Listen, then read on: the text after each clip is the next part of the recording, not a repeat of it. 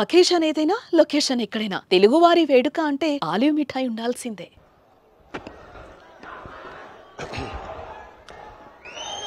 వేదికపైనున్న గౌరవ ముఖ్యమంత్రి నారా చంద్రబాబు నాయుడు గారికి, గౌరవ ఉప ముఖ్యమంత్రి పవన్ అన్నకి, బీజేపీ రాష్ట్ర అధ్యక్షులు మాధవ్ గారికి, రవాణా శాఖ మార్చులు రాంప్రసాద్ రెడ్డి గారికి, సత్యకుమార్ యాదవ్ గారికి, వేదిక మీద ఎమ్మెల్యేలు ఎంపీలకి, ప్రత్యేకంగా ఈ సమావేశానికి విచ్చేసిన మా ఆటో డ్రైవర్లందరికీ పేరు పేరున నా హృదయపూర్వక నమస్కారాలు. ఇంట్లో ఎన్ని ఇబ్బందులున్నా ఎవరైనా ఆటో ఎక్కితే నవ్వుతూ పలకరిస్తారు మా ఆటో డ్రైవర్లు. గ్రామ స్థాయి నుంచి దేశ రాజకీయాలంతా కూడా ఆటో డ్రైవర్లే ఆటోలో చర్చిస్తారు. పోయిన 5 సంవత్సరాలు చూసాం. మీ మౌత్ పబ్లిసిటీ దెబ్బకి వైనాట్ 175 కాస్త వైనాట్ 11 అయినాయి. విశ్వవిఖ్యాత నట సార్వభౌమ స్వర్గశ్రీ నందమూరి తారక రామారావు గారు కూడా డ్రైవర్ గా నటించిన సినిమా డ్రైవర్ రాముడు. మీ అందరి బాలయ్య నా ఒక్కడికే ముద్దల మావయ్య అయినా బాలయ్య బాబు గారు డ్రైవర్ గా నటించిన సినిమా లారీ డ్రైవర్. అంతేకాదు పవన్ అన్న కూడా నటించారు, డ్రైవర్ గా నటించారు. ఆ సినిమా పేరేంటి ఇంపడట్లా, అత్తారింటికి దారేది. ఆనాడు అన్న ఎన్టీఆర్ కాకి డ్రెస్ వేసుకుని రాష్ట్రం మొత్తం చైతన్య రథం పైన వెళ్తే ఢిల్లీ మొత్తం గడగడలాడించిన వ్యక్తి.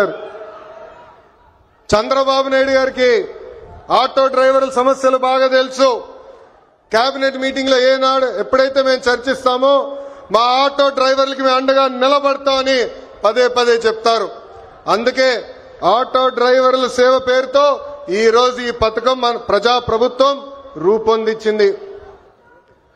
నేను ఎప్పుడు తిరుగుతున్నప్పుడు ఆటో వెనకాల ఉన్నా మీరు ఏదైతే రాస్తారో చదువుతూ ఉంటా. ఒక కొటేషన్ నాకు బాగా నచ్చింది. ఆ కొటేషన్ ఏంటంటే, వర్షం ఎలా పడుతుందని పిల్లలు అడిగినప్పుడు దేవుడు కురిపిస్తున్నారని చెప్పొద్దు, మనం ఒక్క మొక్క నాటితే ఒక్క నీటి బట్టు వర్షం ద్వారా వస్తుందని ఒక ఆటో డ్రైవర్ పెట్టుకున్నారు. అంటే ప్రకృతి పట్ల మనకున్న బాధ్యత ఆ ఆటో డ్రైవర్ ఈరోజు సమాజానికి నేర్పిస్తున్నారు. ఇంకొక ఆటో డ్రైవర్ కొటేషన్ చూసా, అందరూ బాగుండాలి దాంట్లో నేను కూడా బాగుండాలని చెప్పారు. మూడో కొటేషన్, జరా భద్రం భయ్యా మనందరం చల్లగా ఇంటికి వెళ్ళాలి. అంటే స్పీడ్ గా నడపద్దు, ర్యాష్ గా నడపద్దని ఆ ఆటో డ్రైవర్ చెప్పే పరిస్థితి. ఈ కొటేషన్లన్నీ మీకు ఎందుకు చెప్తున్నానంటే, మా ఆటో డ్రైవర్ల మనసు పెద్ద మనసు. ఎవరన్నా బ్యాగ్ మర్చిపోతే తిరిగి వాళ్ళకి అందిస్తారు, ఎవరన్నా పొరపాటున సెల్ ఫోన్ మర్చిపోతే వాళ్ళ ఇంటికి చేర్చుతారు. అంతేకాదు విలువైన వస్త్రాలు దొరికితే ఏకంగా మా పోలీస్ సోదరులు దగ్గరికెళ్ళి డబ్బులో లేని వస్త్రాలు దొరికినాయి, ఇది మీరు జాగ్రత్త వాళ్ళకి చేర్చాలని చెప్పే పెద్ద మనసున్న వ్యక్తులు మా ఆటో డ్రైవర్లు. ఆటో వెనుక నవ్వు తెప్పించే కొటేషన్లు కూడా ఉన్నాయి స్వామి. అప్పు చేసి కొన్నాను నన్ను చూసి ఏడవద్దు అని చూసావిడు. అప్పు చేసి కొన్నాను నన్ను చూసి ఏడవద్దు.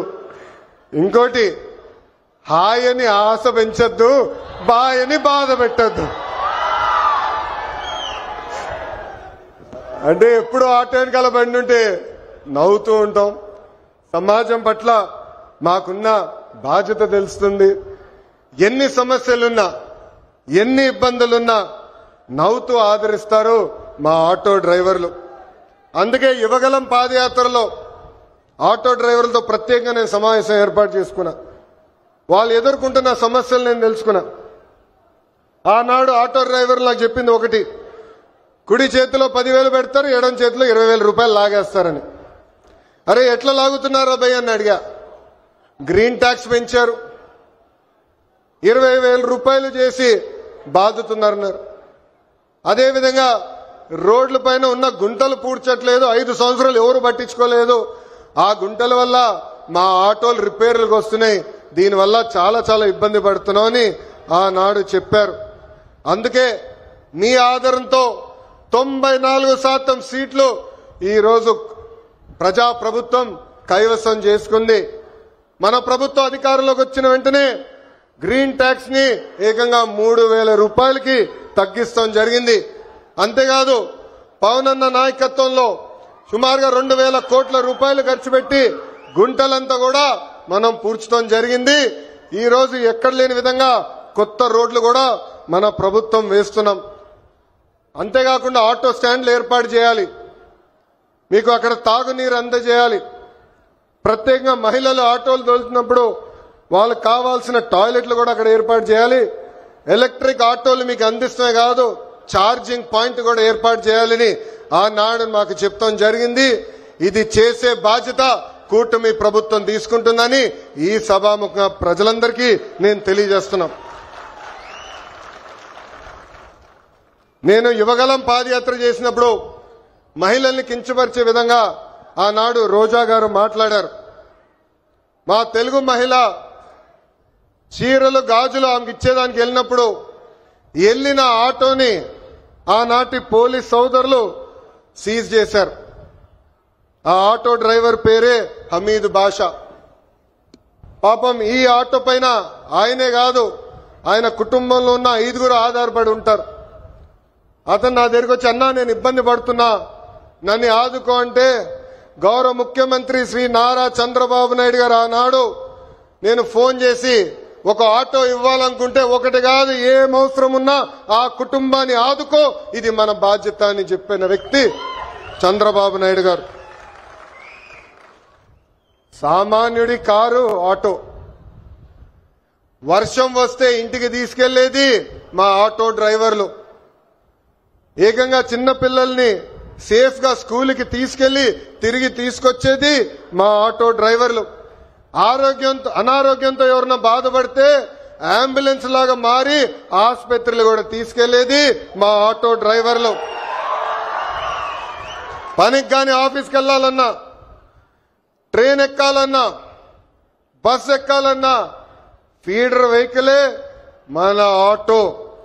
మీరు ఆటో తోలి ప్రజలకి మెరుగైన సేవ చేస్తున్నారు కనుకనే మీ రుణం తీర్చుకునేదానికి ప్రజా ప్రభుత్వం ఈరోజు ఆటో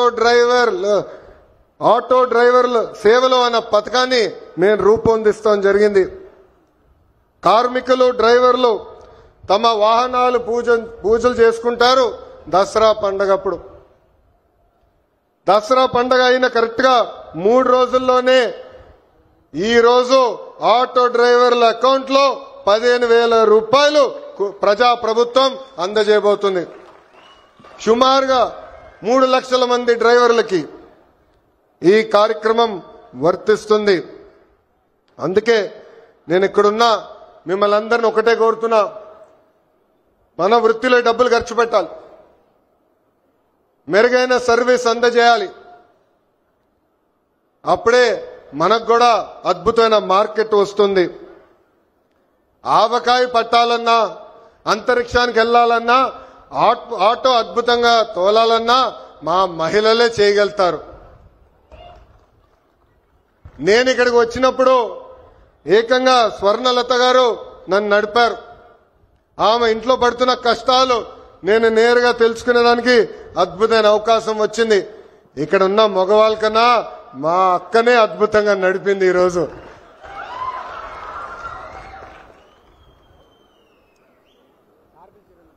పంపించండి ముఖ్యమంత్రి గారు దగ్గరికి వచ్చి ఉంటారు. స్వర్ణలత గారు ఆటో తోలుతూ కుటుంబం మొత్తం పోషిస్తున్నారు. ఇంట్లో ఆమె భర్త కూడా అద్భుతంగా సహకరిస్తున్నారు. ఇద్దరు కలిసికట్టుగా పనిచేసి ఈ రోజు ఆ కుటుంబాన్ని ముందలు తీసుకెళ్తున్నారు. తల్లి నాకు చెప్పింది, తల్లికి వందనం అందింది. ఉచితంగా గ్యాస్ సిలిండర్లు ఏదైతే దీపం పథకం కింద ఇస్తున్నామో అది కూడా అందింది. అంతేకాదు ఇంట్లో ఉన్న పెద్దమ్మ అత్తగారి కూడా ప్రజా ప్రభుత్వం ఈ రోజు పెన్షన్ కూడా ఇస్తాం జరుగుతుంది. అందుకే ఈ సభాముఖంగా ఇక్కడ ఉన్న మగవాళ్ళందరినీ నేను కోరుతున్నా, ప్రత్యేకంగా ఆటో డ్రైవర్లను కూడా కోరుతున్నా, మహిళల్ని మనం గౌరవించాలి. తెలుగు వాడక భాషల్లో మహిళల్ని కించపరిచే విధంగా కొన్ని పదాలు వాడతాం. గాజులు తొడుక్కున్నావా, చీర కట్టుకున్నావా, అమ్మాయిలాగా ఏడవద్దని. దీనికి ఫుల్ స్టాప్ పెట్టాలి. ఇది మనం వాడకూడదు. ఈరోజు ఆంధ్ర రాష్ట్రంలో ప్రతి ఆటో డ్రైవర్ నేను కోరుతున్నా, ప్రజల్లో చైతన్యం తీసుకొచ్చే శక్తి మీలో ఉంది. మీరు ఏదైతే ఒక్క విషయం తలుచుకుంటే అది సాధించే శక్తి మీలో ఉంది. అందుకే మహిళల్ని గౌరవించాలనేది పదే పదే ఎవరైతే మీ ఆటో ఎక్కుతారో వాళ్ళకి తెలియజేయాలని ఈ సభాముఖంగా మిమ్మల్ని అందరినీ నేను కోరుకుంటూ, మా పైన ఒక పవిత్రమైన బాధ్యత మీరు పెట్టారు. గత పాలకులు మీటింగ్ జరిగితే మీరందరూ చూసేవారు, పరదాలు కట్టేవారు, బ్యారికేడ్లు పెట్టేవారు. కానీ ఈరోజు గౌరవ ముఖ్యమంత్రి గారు కానివ్వండి, ఉప ముఖ్యమంత్రి గారు కానివ్వండి, ఒక సామాన్య వ్యక్తిగా మీ ముందల నుంచుంటున్నారు. మీ రుణం తీర్చుకుంటామే మా లక్ష్యం. అహర్నిశలు కష్టపడతాం. ఎన్ని ఆర్థిక ఇబ్బందులున్నా ఇచ్చిన ప్రతి హామీ నిలబెట్టుకునే బాధ్యత ప్రజా ప్రభుత్వం తీసుకుంటుంది. ఈ రోజు ఆంధ్ర రాష్ట్రంలో డబుల్ ఇంజిన్ సర్కార్ ఉంది. కేంద్రంలో గౌరవ ప్రధానమంత్రి నరేంద్ర మోడీ గారు, రాష్ట్రంలో గౌరవ ముఖ్యమంత్రి చంద్రబాబు నాయుడు గారు. ఈ డబుల్ ఇంజిన్ సర్కార్ అద్భుతంగా నడుస్తుంది కనుకనే మన ఎన్ని ఆర్థిక ఇబ్బందులున్నా ఇచ్చిన ప్రతి హామీ, సంక్షేమ కార్యక్రమాలు మనం నిలబెట్టుకోగలుగుతున్నామని ఈ సభాముఖంగా తెలుపుకుంటూ, మళ్లీ వస్తాం, అద్భుతమైన కార్యక్రమాలు చేస్తాం. మీ పిల్లల భవిష్యత్తు చూసుకునే బాధ్యత ప్రజా ప్రభుత్వం తీసుకుంటుందని ఈ సభాముఖం మీ అందరికి హామీ ఇస్తూ, నాకు ఇంత అద్భుతమైన అవకాశం ఇచ్చిన మా ఆటో డ్రైవర్లందరికీ పేరు పేరున నా హృదయపూర్వక నమస్కారాలు తెలుపుకుంటూ మీ అందరి దగ్గర నుంచి సెలవు తీసుకుంటున్నాం. చంద్రబాబు నాయుడు గారి నాయకత్వం, చంద్రబాబు నాయుడు గారి నాయకత్వం, పవన్ అన్న నాయకత్వం, పవన్ అన్న నాయకత్వం, మోడీ గారి నాయకత్వం, మోడీ గారి నాయకత్వం. జై హింద్, జై హింద్, వందే వందే. అందరికీ నమస్కారం. ధన్యవాదాలు సార్.